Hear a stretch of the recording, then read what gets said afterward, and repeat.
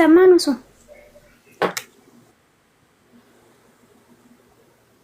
ይሰማል። ሰላም ተነበረ ሰላምናትና ሰላባት ሐቅ ለጣየ ነበር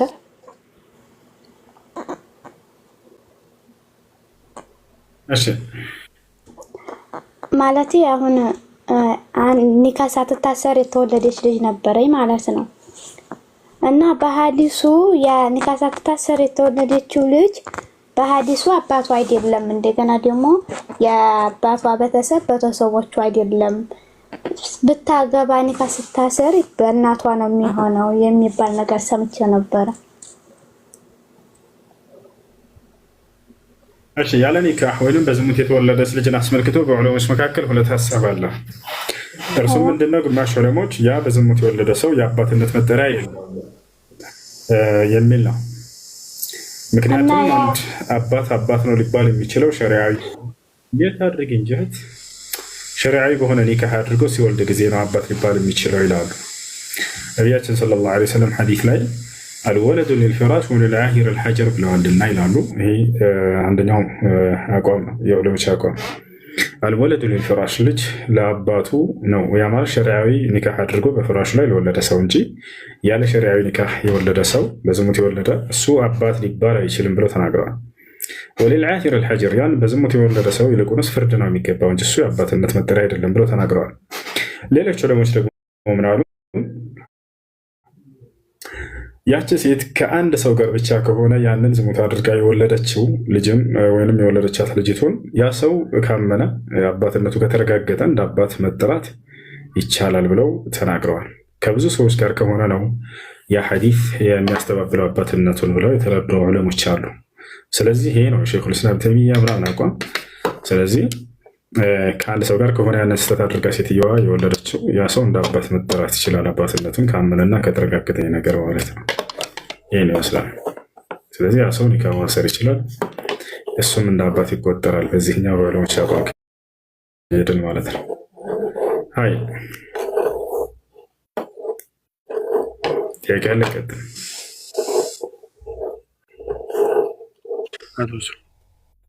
ወአለይኩም ሰላም ወረሕመቱላሂ ወበረካቱ። ጥያቄ ስደት ላይ ነው እና የምኖረው 1 ዓመት ሆነኝ ስደት ላይ ጁማ ስደት ላይ እሺ አንተ መርሲ ያለሽ መርሲ ካለሽ ያለሽ ቀጥል ጥያቄህን አንተ። እሺ ጁማ ለ1 ዓመት ያክል ቆይቼ ያለው ስደት ላይ ጁማ የሚባል ነገር ሰግጄ አላውቅም። ከዛ ኢድም 3 ኢድ አምልጦኛል ማለት ነው። አሁንም በዛ ሁኔታ ነው ያለሁት። በዚህ ጉዳይ እንዴት ማድረግ አለብኝ? መስጂድ አለ በአቅራቢያ? በአቅራቢያ ያሉት መስጂዶች አይሰገድባቸውም። ሌላ መስጂድ ከርቀት ምናምን አዛኑ ይሰማኛል፣ ግን መንገዱን ምናምን አላውቀውም እንጂ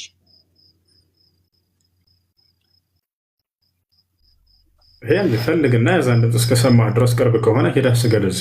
ነቢያችን ሰለላሁ ዐለይሂ ወሰለም መን ሰሚዐ ኒዳአ ፈለም የእቲ ኢለል መስጂድ ፈላ ሶላተ ለሁ ኢላ ቢን ዑዝር ብለዋል። ቂለ ምን ዑዝር ቃል አልመረዱ ወልኸውፍ። የአዛን ድምፅ ሰምቶ ወደ መስጂድ በመሄድ ሶላት አልጀማዓ ያልሰገደ ሰው ቤቱ ቢሰግድ የአዛን ድምፅ እስከሰማህ መስገድ አለብህ። የቀን ልቀጥል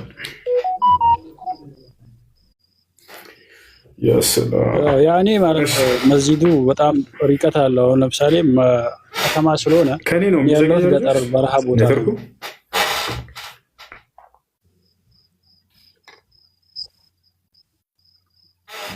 ምን አልከኝ? እኔ ያለሁት ገጠር በረሃ ቦታ ላይ ነው። መስጂዱ ያለው ከተማ ርቀት ነው። መንገዱን ምናምንም አላውቀውም ውስጥ በዛ ምክንያት የተነሳ ነው እኔም ማለትኩት። በዚህ እንዴት ማድረግ እችላለሁ? እኮ ልድገመው ወንድም ወይም አለበለስከ የአዛን ድምፅ የምትሰማበት ቅርብ መስጂድ ከሆነ ሄደህ መስገድ አለብህ። በጣም ሩቅ ከሆነ ደግሞ የዛኔ ግዴታ የለብህም። በጣም ሩቅ ከሆነ የአዛን ድምፅ የማትሰማበት ከሆነ ቤትህ ዙሁርን ትሰግዳለህ፣ የጁማ ሶላት እንዲሁም የሌሎችንም ሶላቶች ጊዜውን ጠብቀህ ትሰግዳለህ። አይ ሹክራን። እሺ መርሐባ ጀዛከላህ ኸይረን።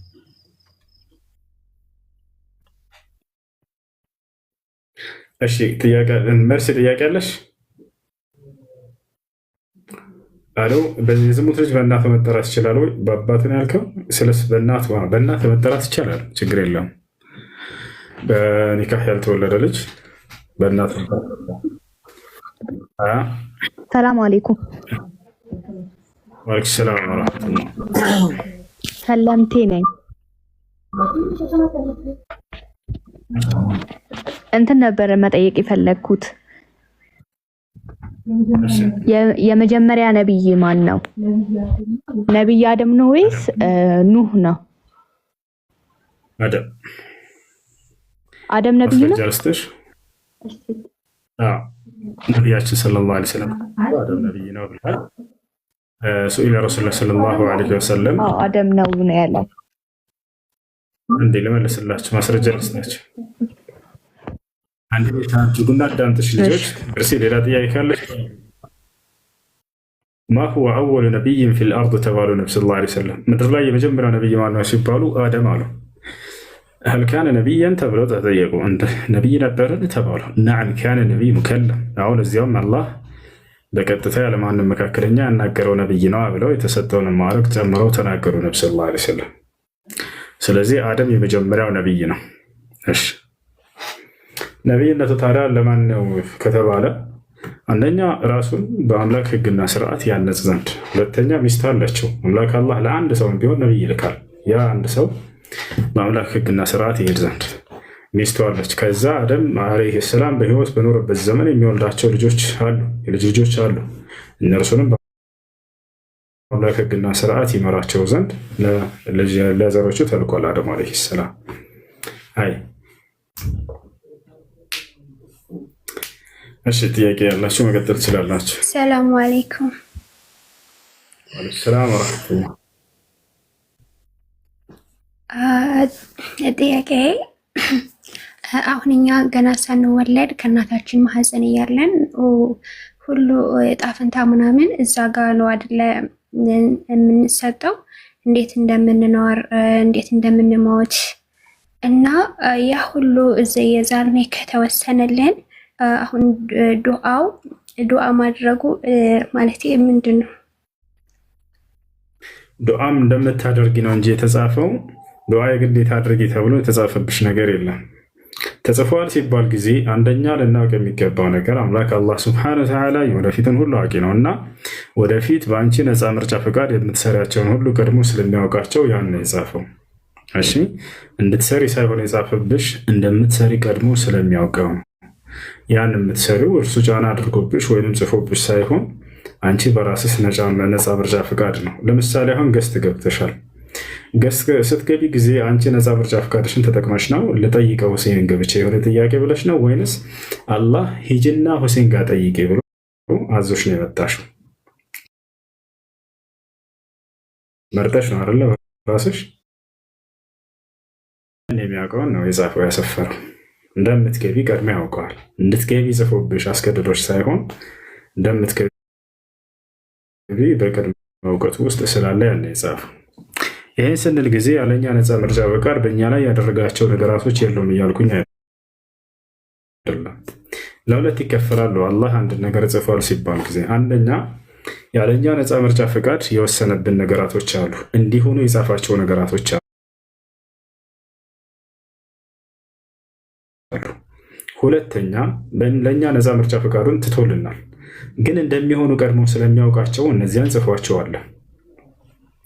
ለምሳሌ ከተባለ ያለኛ ነፃ ምርጫ ፈቃድ በእርሱ ወስኖ የጻፈብን ነገራቶች አንቺ ሴት ልጅ እንድትሆኝ አላህ ስብሐነሁ ወተዓላ ይህን አስመርጦች ነው ሴት ወንድ ላድርግሽ ብሎ ወይንስ በራሱ ነው ይህንን የጻፈብሽና የወሰነብሽ?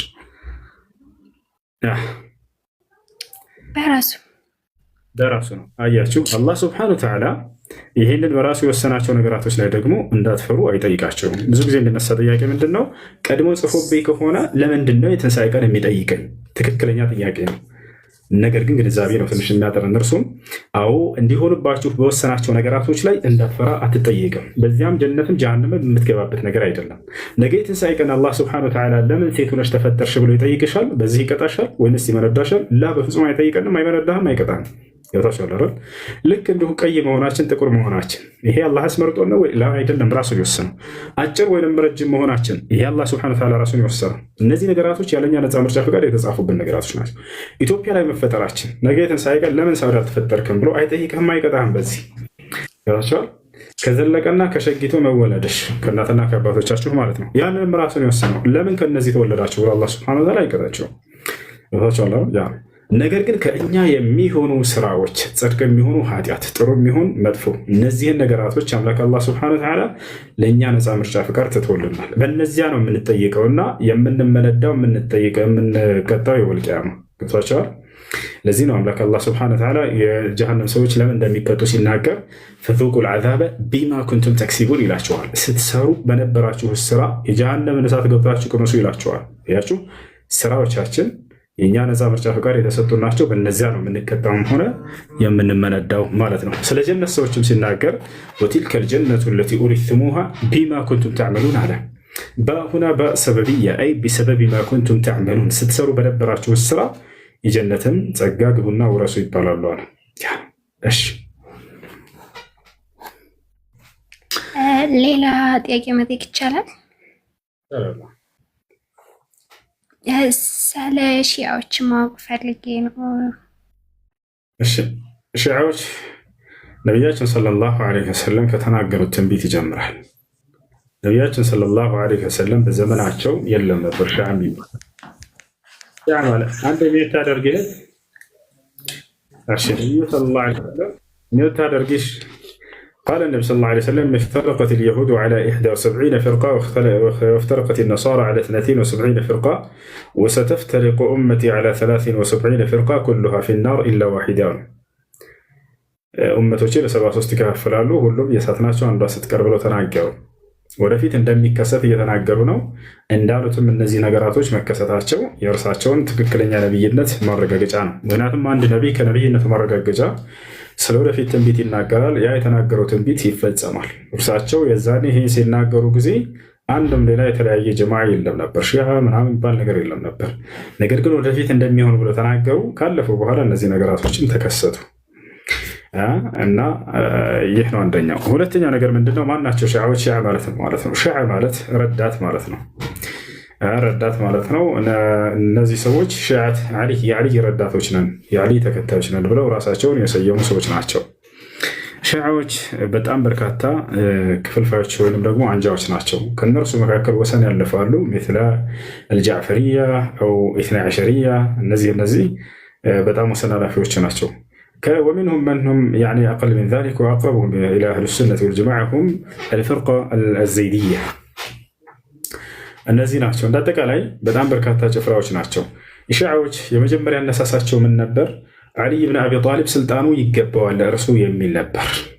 ከአቡበክርና ከዑመር ከዑስማን ቀድሞ አሊ ነበር የሚገባው፣ ወይም ደግሞ እነርሱ በላጭ ናቸው ስልጣኑ ቢገባቸውም ለእነርሱ የሚሉም አንጃዎች አሉ።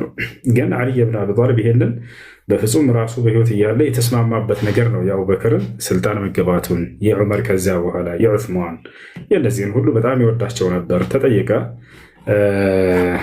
ከአሊ ብን አቢ ጣሊብ ልጆች መካከል አንደኛው ልጁ ማ ተቁሉ ፊ ሸይኸይን ተባለ። ሸይኻን አቡበክርና ዑመርን ስለ እነርሱ ምን ትላለህ ሲባል ጊዜ ሺዓዎች ሲጠይቁት ራሳቸው ሁማ ወዚራ ጀዲ፣ እርሳቸው የአያቴ የነቢ ሰለላሁ ዐለይሂ ወሰለም ምርጥ የእርሳቸው አማካሪዎች ናቸው ብለው ተናግረዋል ማለት ነው።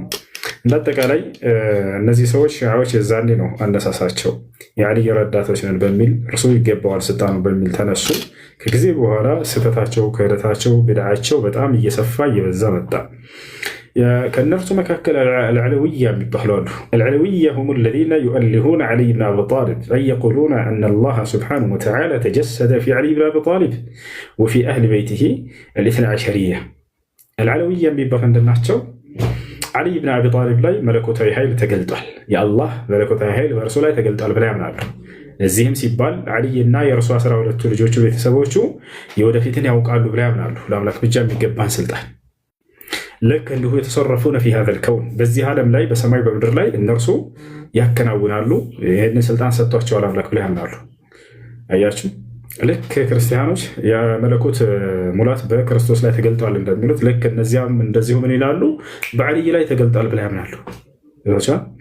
ስለዚህ ዓሊ ብን አቢ ጣሊብን አንተ አምላክ ነህ ብለው ሁሉ በጊዜው ተነሱ። እነዚህ አንጃዎች አንተ አምላክ ነህ አሉት። ዓሊ ብን አቢ ጣሊብ በጣም ደነገጠ ሲሰማ ጊዜ። በእርሱ ዘመን ተነስተው እናንተ አምላክ ነህ ባሉት ጊዜ ጥሩልኝ አለ። አስጠራቸው። ቡኻሪ ላይ አለ። አስጠራቸው። هل تعتقدون بأنني إله አላቸው። እውነት እንደሚባለው እኔን አምላክ ነው ብላችሁ ታምናላችሁ አላቸው። ቃሉ በላ አሁን እናምናለን አሉት። እንግዲህ አሁንስ አምላክ ነኝ አምላክ ካላችሁን ማዛችሁን ታደርጋላችሁ ማለት ነው አሉት። አዎ በትክክል እናደርጋለን አሉት። ጉድጓድ ቆፍሩ አላቸው። በጣም ትልቅ ጉድጓድን ቆፈሩ። እንጨትም አስገቡበት አላቸው። አስገቡ። ለኮሳቸው እዛው ላይ فأحرقهم. فبلغ ذلك عبد الله بن عباس رضي الله عنه. قال عبد الله بن عباس منكرا على فعل علي بن أبي طالب لو كنت مكانه لما حرقتهم ولا قتلتهم. أنا بعلي بن أبي طالب بوتابون على قتلاتهم نبر. مكنياتهم النبي صلى الله عليه وسلم حديث لا من برا لأن النبي صلى الله عليه وسلم قال لا يعذب بالنار إلا رب النار. በእሳት ሊቀጣ የሚገባው የእሳት ጌታ የሆነ አላህ ብቻ ነው ብለዋልና እኔ በእርሱ ቦታ በሆን አላቃጥላቸውም ማለት አብዱላህ ብን አባስ ትክክል ነው በዚህ ላይ። ምክንያቱም ነብዩ ሰለላሁ ዐለይሂ ወሰለም ማንንም ቢሆን በእሳት አታቃጥሉ ብለው ተናግረዋል። በእሳት ሊያቃጥል የሚገባው የእሳት ጌታ የሆነው አምላክ አላህ የትንሣኤ ቀን ጀሃነም ሲያስገባ ጊዜ እንጂ ማንንም በእሳት እንዳታቃጥሉ ብለው ስለተናገሩ እንዳጠቃላይ በጣም በርካታ አንጃዎች ናቸው።